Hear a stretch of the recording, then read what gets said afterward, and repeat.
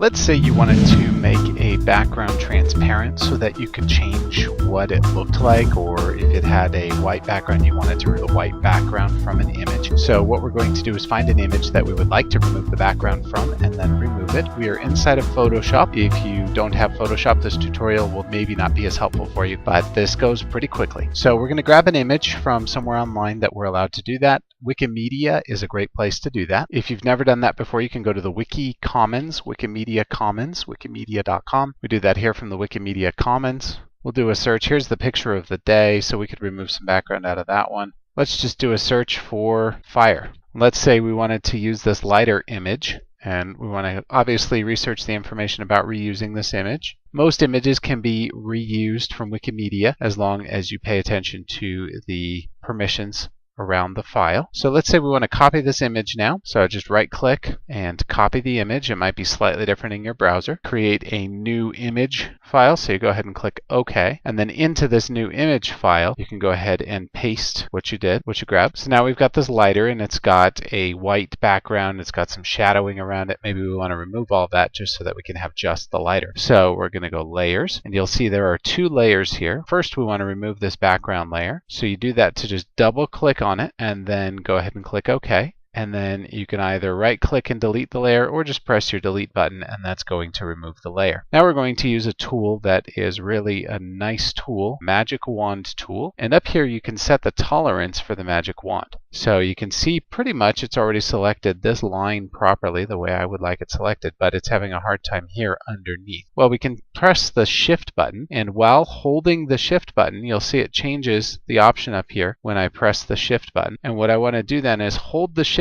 button and left click, and it's going to give me the option to select more of this image while I do that. Again, I'm going to click in here, clean up some of these spots, make sure that I'm getting close to the lighter where I want to be. You have to do this kind of carefully because you might end up getting rid of more than you want. So as you're doing it, just go carefully along there. Alright, so I've got it selected like I want it, and then what you can do is you can even add another layer, but before I do anything else here, now that I've got everything selected as I want it, I am going to press the delete key. When I press the delete key, it removes that and makes sure that this image is now on a transparent background. And now I can do all kinds of things. Let's go ahead and add a new layer, and we can drag that layer underneath, and I'm going to deselect any layers. You can do that by pressing Control D, or you could also do that by going, when you're selected on something, you can select and then deselect here. And then on the layer that I've got, this new layer, not on the lighter layer, but on this new layer, I'm going to paint that. So I just select the paint bucket, and then I'm going to pick a color, let's just say like this bluish color, and I'm going to go ahead and paint this layer behind, and now I've got a lighter on a blue layer. Now probably we'll want to go along and clean up some of this stuff because I didn't get a real clean line there. But the other thing you can do to kind of blur some of those lines is you can go back to your layer here, and on that layer you just double click, and then you can add some things, like you could add a little inner shadow to it. That kind of cleans up the edge. You can add a little drop shadow so that it is a little bit less there, and then you can go back and clean it up more. But you can include some of these options, and depending on what you've already done on the layer, it will just make it much more clean. So we'll probably still need to go back and clean up that line just a little bit, but that is how you make a transparent background on any image. And you can see all I have to do is turn off this layer, and I have made a lighter with a transparent background. This has gone very quickly. If you want to spend more time and be more detailed, you'll get a much cleaner edge than I did during this short video. But that is how you make a transparent background in Photoshop.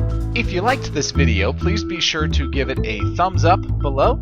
Be sure to subscribe, as we have more helpful videos almost every single day. If you have any questions that we can answer for you, please be sure to come and visit us at showmehowtodothis.com.